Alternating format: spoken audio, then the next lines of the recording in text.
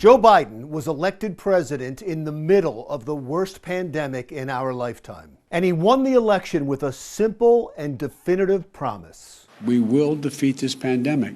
It was a powerful message to a country terrified by the spread of COVID-19. After he was sworn in, for months, Biden enjoyed immense popularity fueled by his promise to defeat the pandemic.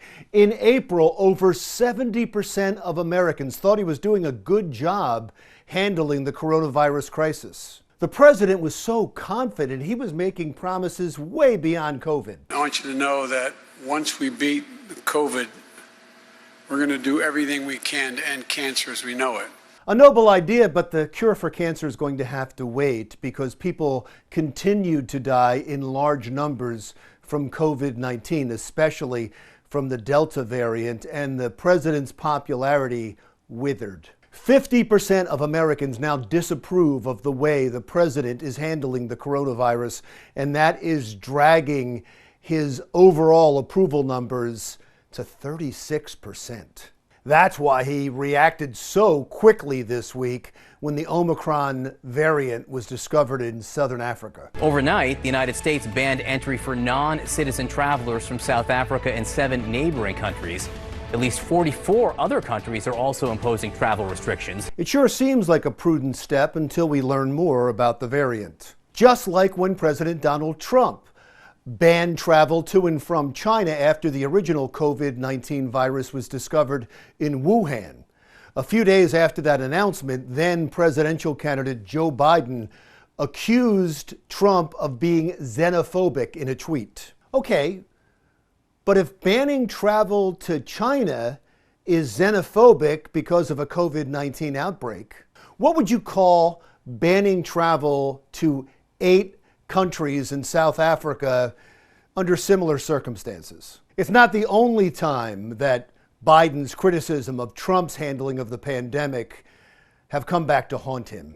Remember when we were given a seemingly daily death count from COVID on the national news and how big a deal it was when that death count hit 200,000?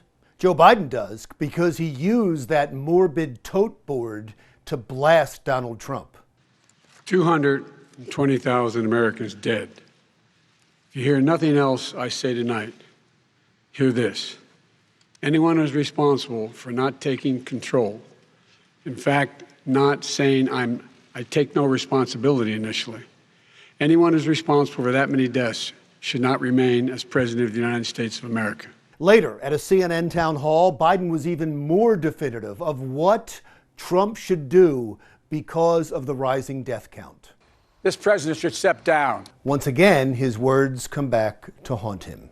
New data from the CDC shows in total, the coronavirus has killed more than 770,000 Americans. Based on last year's figures, almost 15,000 more have died from COVID-19 in 2021 than in 2020. That's right.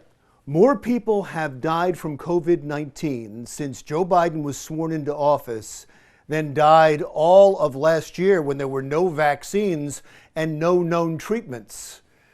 So does Biden then have to step down? I am not making these comparisons to show that one man is better than the other in handling COVID-19, although knowing the political climate, many of you are doing that right now. I am making the point that the pandemic doesn't know and doesn't care about politics, and politics only makes things worse. Specifically, pandemic politics is making things worse. The only way to beat the pandemic is to remove politics and politicians from the conversation, and scientists who have become politicized. I know Democrats believe that it's Republicans and Republican governors and their resistance to the vaccine that is elongating this pandemic. But don't you believe that it would be Democrats and Democratic governors causing a problem if Biden hadn't won? And before you say no, remember this. If Dr. Fauci, if the doctors tell us that we should take it, I'll be the first in line to take it. Absolutely. But if Donald Trump tells us that we should take it, I'm not taking it. I'll tell you what, the way things are going right now, this pandemic is going to claim 2 presidencies, and you would think politicians would want nothing to do with it but they can't leave their egos at the door. A nonpartisan team of scientists and medical professionals are the only ones that should be addressing the nation about the pandemic. We all need to come together on this. And that can only start when we get politics and politicians off the stage. I'm Larry Menti. We'll talk again soon.